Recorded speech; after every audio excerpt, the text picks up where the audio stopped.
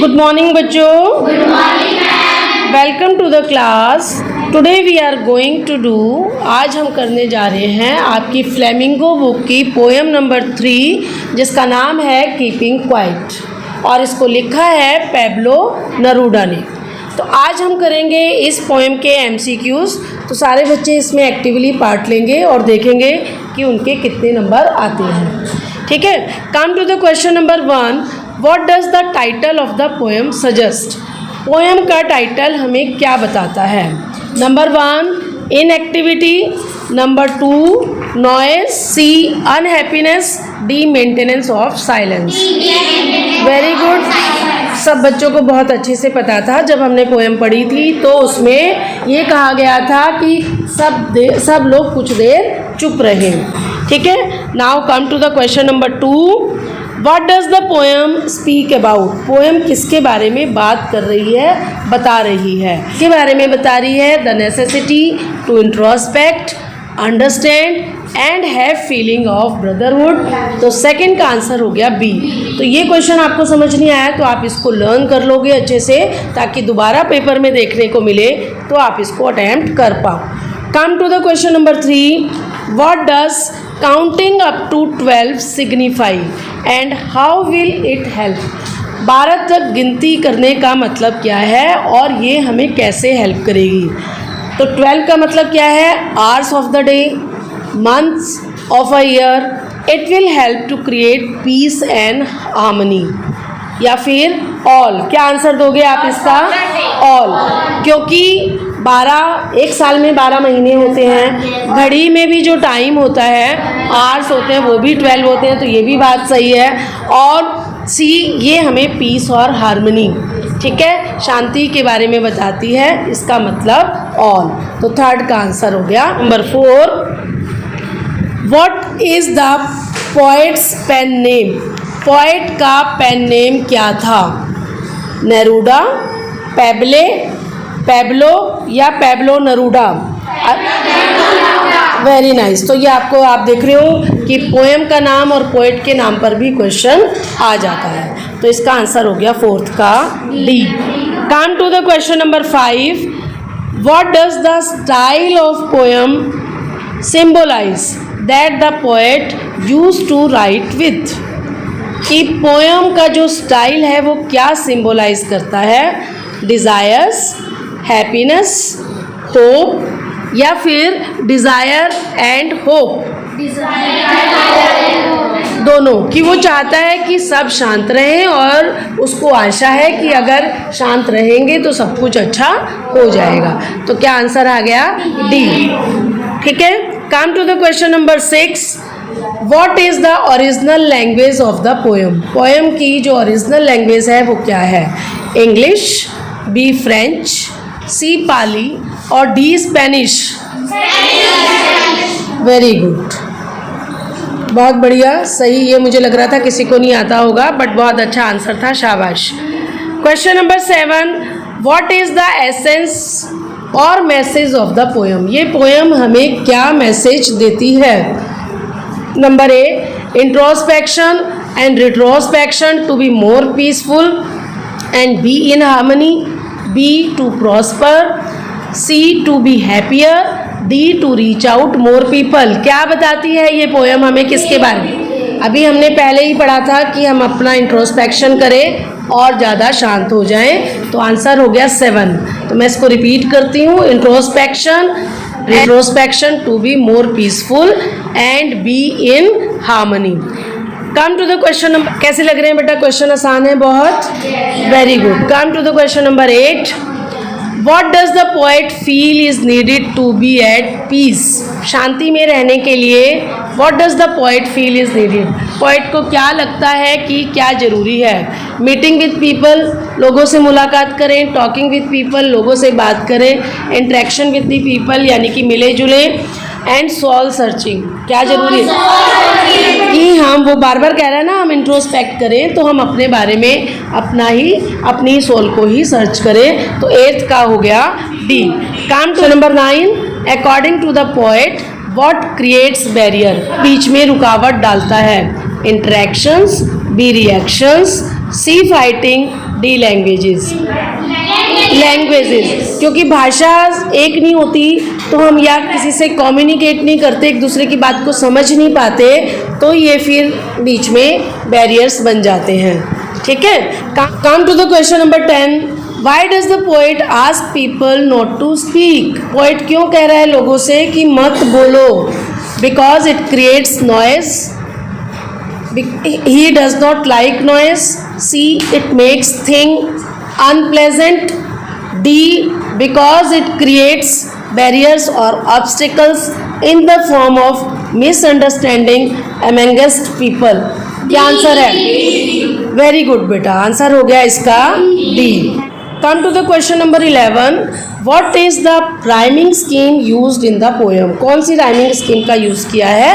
A, enclosed rhyme, monorhyme, sonnet, free verse. Free verse, तो answer हो गया D. यहाँ पे मैं एक बात बता दूँ, जो सोनेट होती है वो 16 लाइन होती है उस पोयम में, तो हम उसको बोलते हैं सोनेट। वेरी गुड बेटा, शाबाश, ऐसे ही पढ़ते रहिए, बहुत अच्छे बच्चे हैं। Come to the question number 12। How is keeping quiet related to life and can change attitude? Keeping quiet ज़िंदगी से कैसे जुड़ी है और ये हर एक के एटीट्यूड को कैसे बदल सकती है? It helps to think and search soul. B, helps to scratch one soul. या मतलब किसी को चोट स्क्रैच करना चाहती है ये? नहीं। Helps to develop new thinking process. या फिर ऑल दिस? क्या चाहती है? ये चाहती है इट हेल्प टू थिंक, कि हम सब सोचें, and search soul. Very good, एक बच्चे ने बिल्कुल सही आंसर दिया है, तो 12 का हो गया ए। ठीक है, come to the question number 13। How will keeping quiet protect our environment? Keeping quiet हमारे एनवायरनमेंट को कैसे प्रोटेक्ट करती है? Number A, by creating peace and brotherhood feelings. B, no noise will be there. C, people will not fight, none. A, very good, by creating peace and brotherhood feeling. कैसा लग रहा है बच्चों? Enjoy कर रहे हो क्लास को? Very good. चलिए question number 14। What is destroying the environment? Environment यानी कि वातावरण को क्या नष्ट कर रहा है? Unthoughtful actions. B, violent action. C, speaking without thinking. D, all. Very good, बहुत बढ़िया, तो ऑल हो गया 14 का D. Come to the question number 15। What does number 12 represent? 12 किसको रिप्रेजेंट कर रहा है? Hours of the day and months of a year. B, earth. C, clock. D, cricket players. A, very good, क्या answer है इसका? A. Next question देखते हैं, question 16। What does the poem keeping quiet teach us? Keeping quiet हमको क्या पढ़ाती है? A, how to maintain silence. B, not to make noise. C, speaking create noise. D, to be peaceful, thoughtful and have feeling of brotherhood. बहुत ही आसान, शाबाश। तो सी ये हमें सिखाती है कि हम शांत रहें, सोचें और आपस में भाईचारे की भावना रखें। राइट। इसके बाद question number 17। Not move our arms. ये वर्ड्स पोएम में यूज़ किए गए हैं। What does this expression refer to? ये एक्सप्रेशन किसको बताता है? Sit quietly.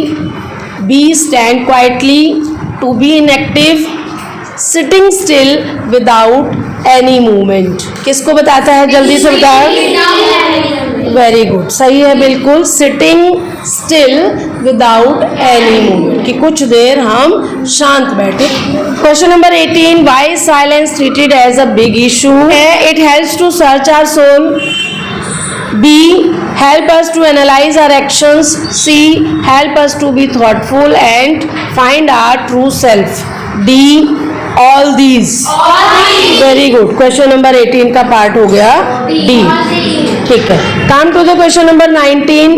Why should not be confused with total inactivity, death? तो हम कुछ नाकाम ना करें, इसको हम इससे मिक्सअप नहीं करें कि इसका मतलब है डेथ। क्यों?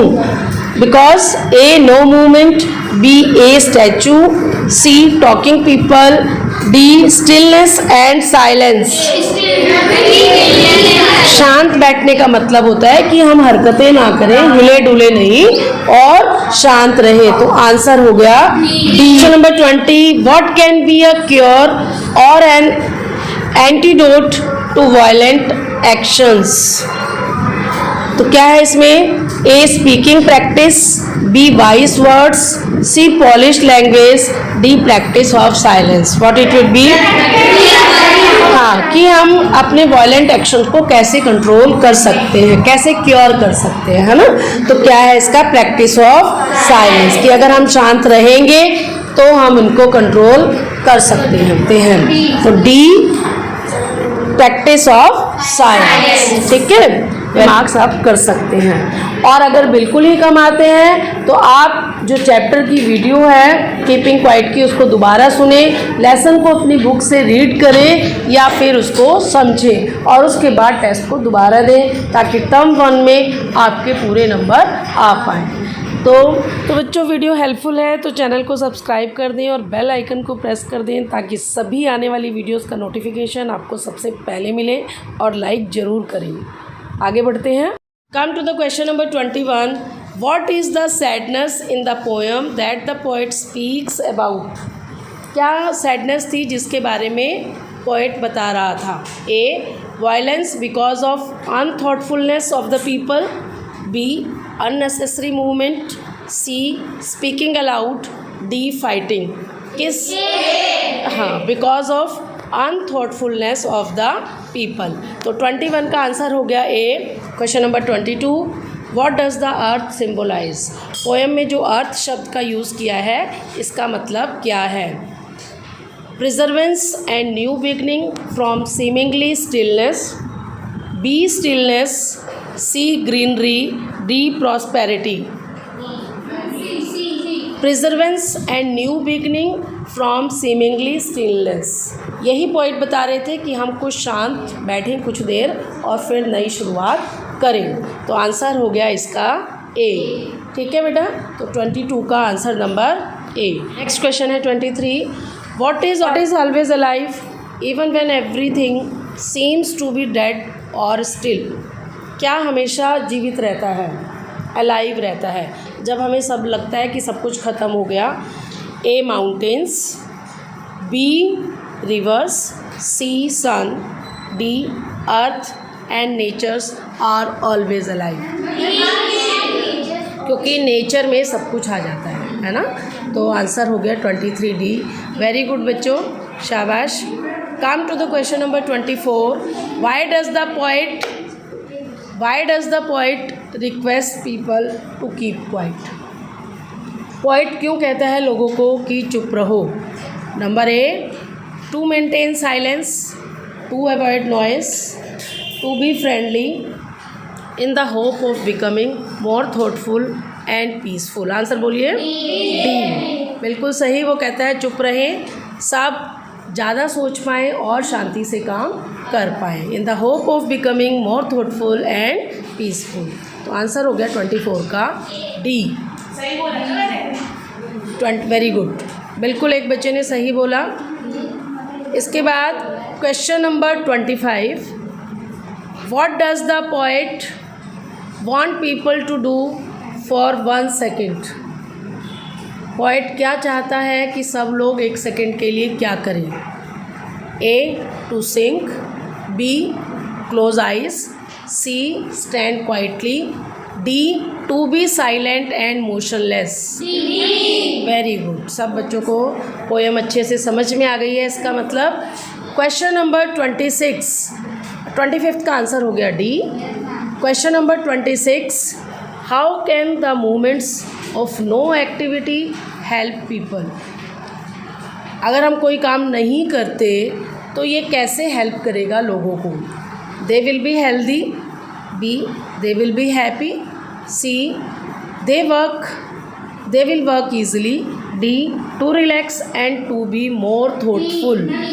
डी, वेरी गुड, तो आंसर हो गया इसका डी, 26 का D. Come to the question number 27, what will happen if there are no engines and no crowd? क्या होगा अगर वहाँ पे कोई इंजन नहीं हो या फिर कोई इंजन नहीं हो और कोई क्राउड भीड़ नहीं होगी? A, noise will be lessened, शोर कम होगा। B, no crowd on roads, सड़क पर भीड़ नहीं होगी। सी, नो ट्रैफिक रश, कोई ट्रैफिक रश नहीं होगा। D, it will create a perfect and happy moment. बहुत आसान। तो ये कुछ जो लाइनें हम पढ़ रहे हैं, जो हमारे आंसर हैं, इन लाइंस को हमें लर्न कर लेना है, ठीक है। इनको हमें बार बार याद कर लेना है। ऐसे ही क्वेश्चन एग्जाम में आएंगे और आपको याद होगा कि 90 मिनट्स का पूरा पेपर है। ये सारे क्वेश्चन विद इन 90 मिनट्स आपको पूरा पेपर करना होगा। गुड बेटा। Come to the question number 28। Why is the moment of silence called exotic? ये मोमेंट ऑफ साइलेंस को एक्जोटिक क्यों कहा गया है? A, because of the beautiful scenery around. B, because of the gathering. C, because of large gathering. D, because of perfect peace and harmony. D क्या line है? Because of perfect peace and harmony. Question number 29। What would everyone feel at that exotic moment? इस exotic moment पे हर कोई क्या feel कर रहा है? A, happy. B, content. C, dancing. D, strange blissful oneness. क्या फील कर रहा है? स्ट्रेंज ब्लिसफुल वननेस, एकता की भावना को फील करते हैं। जब हम सब शांत होते हैं, कोई लड़ाई नहीं करते, तो यूनाइटेडनेस, ठीक है, या फिर स्ट्रेंज अजीब सी एकता हमें एक होने की ब्लिसफुल हमें लगता है, स्ट्रेंज ब्लिसफुल वननेस। तो 29 का आंसर हो गया बेटा D. Okay, come to the question number 30। How long is the poet expecting everyone to stay still? कितनी देर तक पोएट चाहता है कि सब लोग चुप रहें? A, 10 minutes. B, 12 minutes. C, 15 minutes. या फिर 1 सेकेंड। कितनी देर तक चाहता है पोएट? 1 सेकेंड। Very good. तो पोएट चाहता है कि for 1 second till we count 12। जब तक मैं 1 सेकेंड तक सब चुप रहे, जब तक मैं 12 तक गिनती बोलूँ, ठीक है। तो come to the question number 31। Why is the poet asking everyone not to speak any language?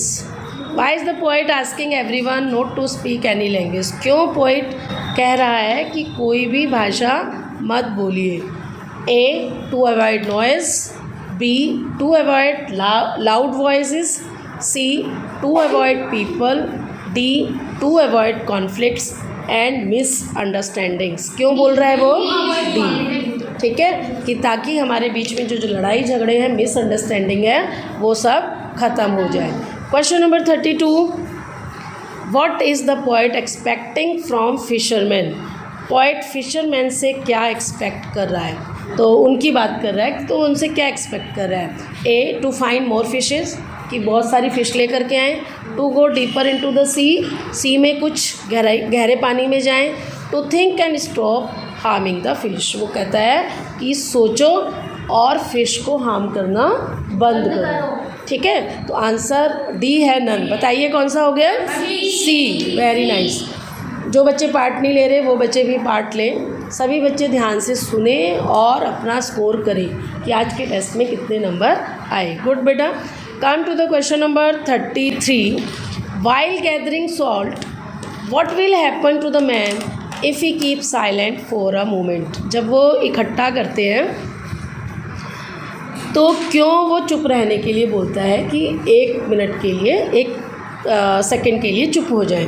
He will stop dropping it. B, he will look at the ground. C, he will walk carefully.